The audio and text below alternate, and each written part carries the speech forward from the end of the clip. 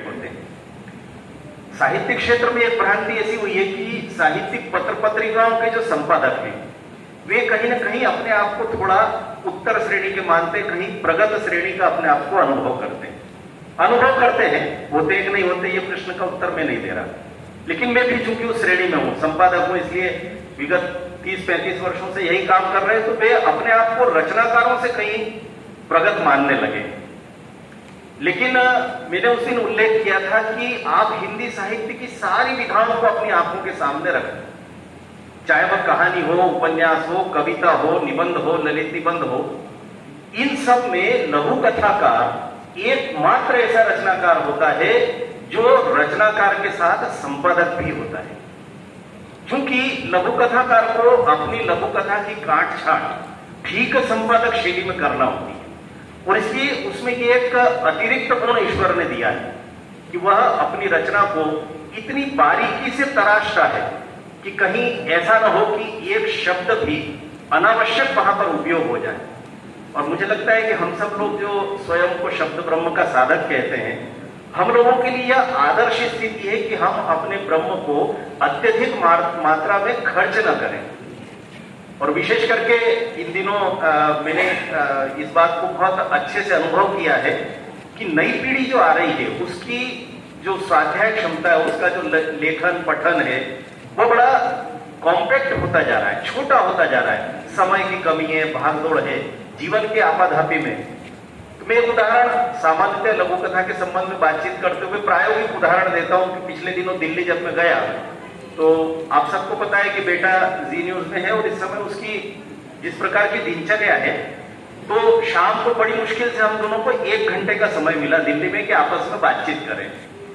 उसने मुझे कहा कि बाबा आपको पता है क्या कि बच्चों के मनोविज्ञान पर ताइवान में एक बहुत अच्छी हॉलीवुड में फिल्म बनी है और ताइवान के निदेशक है और आपको वो देखना चाहिए। मैंने कहा भाई एक तो अंग्रेजी नहीं आती और दूसरा हम दोनों को 1 घंटे का समय मिला है, तुमको भी वापस भागना है, मुझे वापस भागना है, तो समय का सदुपयोग करें, 3 घंटे का समय जब मिलेगा तब देखूंगा। उसने कहा नहीं ऐसा नहीं है, इंटरनेट पर इन दिनों एक वेबसाइट है, उस वेबसाइट पर आप सभी विश्व भर के सिनेमा की अच्छी फिल्मों को केवल आधे घंटे में देख सकते हैं।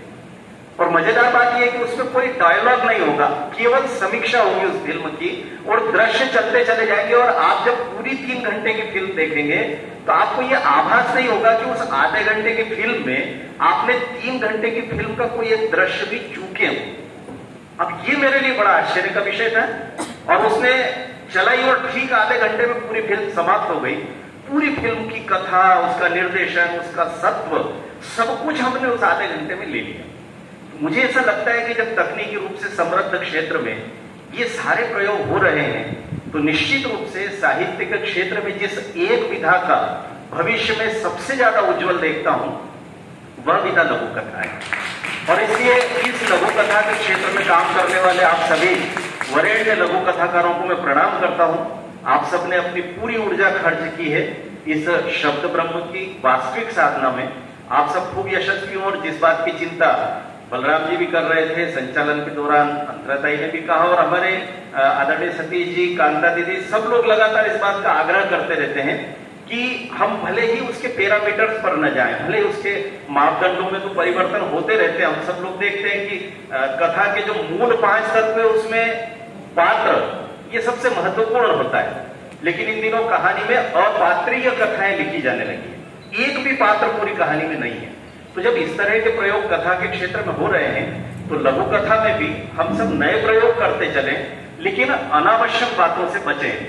2 बातें कहकर के अपनी बात समाप्त कर रहा हूं। पहली बात तो ये कि लघु कथा के लिए एक अनिवार्य शर्त होती है विडंबना।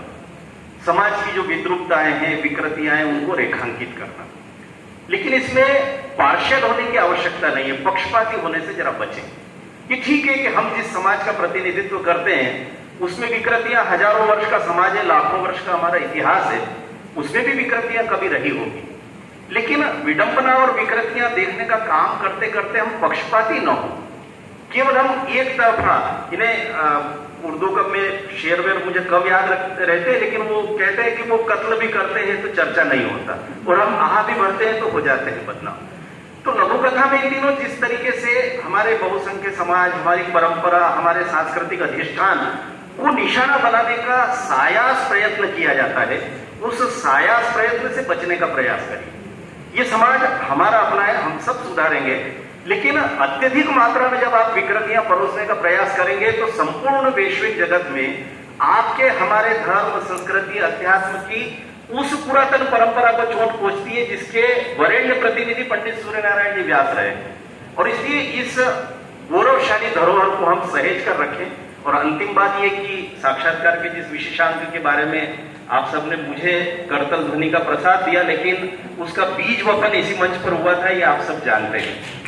और इसलिए इस विशेषांक में जो कुछ भी अच्छा बन पड़ा है उसका पूरा का पूरा श्रेय आदरणीय कांता राय दीदी और आदरणीय सतीश राठी जी को और इन दोनों की पूरी टोली को देता हूं, क्योंकि 400 से ज्यादा लघु कथाकारों को सम्मिलित करना, धरोहर से लेकर के अधुनातन वर्तमान परिदृश्य में जिन्होंने अभी अभी लिखना शुरू किया है, ऐसी नई पीढ़ी तक पहुंचने का जो काम आप सबने मिलकर किया है, साक्षात्कार उसी की परिणति है।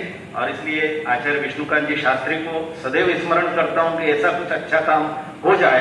तो कहते थे कि बड़ा काम कैसे होता है, पूछा मेरे मन ने, बड़ा लक्ष्य हो, बड़ी तपस्या, बड़ा हृदय मृदुवाणी, किंतु अहम छोटा हो जिससे सहज मिले सहयोगी, दोष हमारा श्रेय राम का यह प्रवृत्ति कल्याणी। इस विशेषांक में जो कुछ कमियां छूटी है उसकी ओर इंगित मुझे ही कराइए, क्योंकि उन सारे दोषों का एकमात्र अगर कोई भागीदार है तो वह मैं हूं और श्रेय आप सबका है। इसके साथ में अपनी वाणी को विराम दे रहा हूं। नमस्कार।